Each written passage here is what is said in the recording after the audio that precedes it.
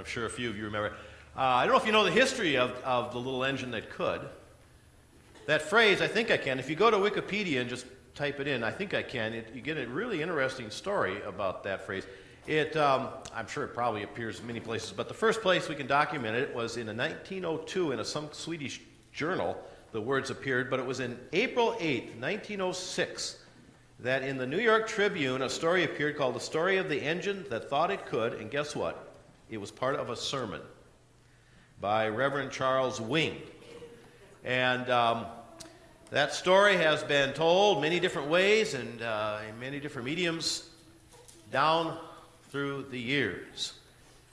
And the book, I think it came out in 1930, the book that most of us remember as kids, was voted by the educators as one of the top 100 children's books of all time. I don't know, 100. I think it's got to be right up near the top of the list of the most famous children's books ever written. And that phrase, I think I can, I think I can, I think I can, has been ingrained into our psyche, into our culture.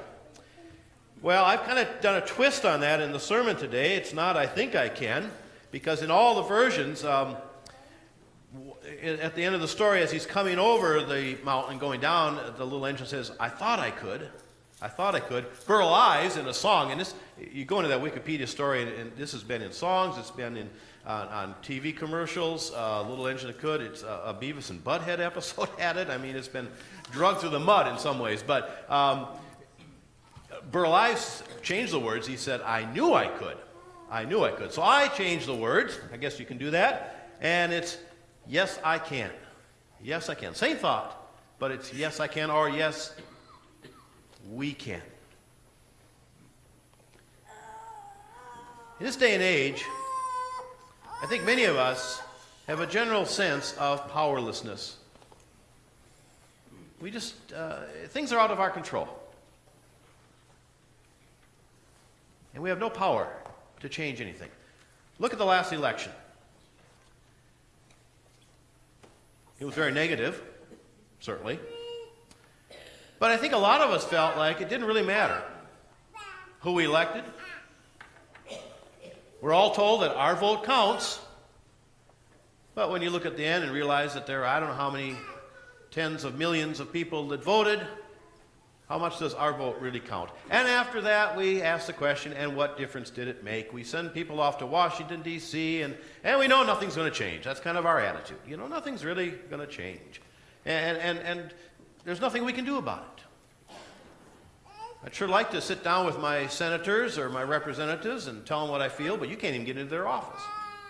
I was a part of a group for a while in the Minnesota Annual Conference, an advocacy group, and at times we would try to sit down, and we had the power of the United Methodist Church behind us, and to get in to see one of our representatives was almost impossible. You were lucky to see one of their staff members. And so it's just that sense of feeling that whatever goes on in Washington, that's beyond us, we have no power over that. We have no power over the economy. We're all worried about the economy, but what can we do about it? The gas prices go up and down, and we have no control over that. The stock market, we have no control over that. Each of us, what control do we have? The world situation. I was just over in the Middle East 2 months ago, and look at what's going on there now. We have no power over what that. And people say, why doesn't the United States step in and do something about it? I don't think the United States has any power over it, to be honest with you. What can we do in these situations? What's going on between the Israelis and the Palestinians right now? And who knows where it's going to end up? And we just sit back and we just say, there's nothing we can do about it. Well, that leads to a lot of frustration, a lot of anger. We saw that in the last election. I think we've always seen campaigns where the candidates were negative towards each other, but the one thing that I think has changed over the time is just the way we as people have become so negative and angry and lashed out in the midst of these campaigns. And so we have this sense of powerlessness which leads to criticizing other people, blaming other people, and ultimately just a sense of hopelessness. What can we do about it? So that's the question we ask today. What can we do as individuals or as a group? What can we do? Well, the only thing we can do is we can claim the power that we do have. There may be a lot of things that are beyond our power.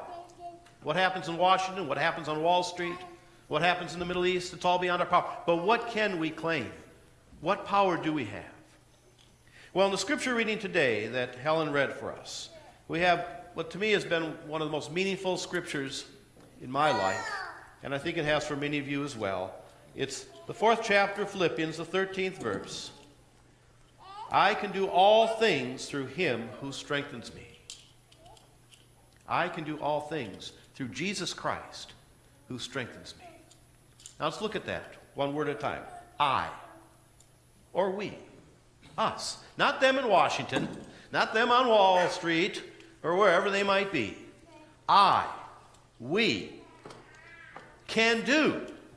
That's an active phrase there. We can do all things. That's pretty wide open, isn't it? We can do all things. But then there's a provision at the end. Through Jesus Christ, who gives us strength. There are many things that are outside of our power, but we are not powerless. There is still much that we can do. What can we do? What are we able to do? Well, very simply, we can do what we can, and we leave the rest to God. We can do what we can. And it may not seem like a lot, but it's the power we have, and we have no idea what that might do to others. I want to ask Helen Olson to come up right now. She's going to share a little story about someone. Well, I'll just let you tell the story.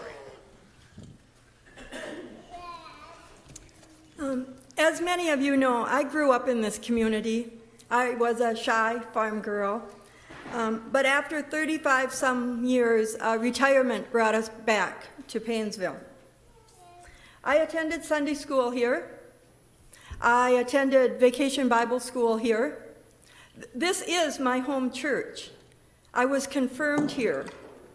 I was a group of 6 girls in that confirmation class. Occasionally we had a boy that would come. You can't blame him, but it was mostly us 6 girls. But today I remember a year of Vacation Bible School. I remember a lady who had no children of her own. I remember a lady who had a full-time job in downtown Paynesville.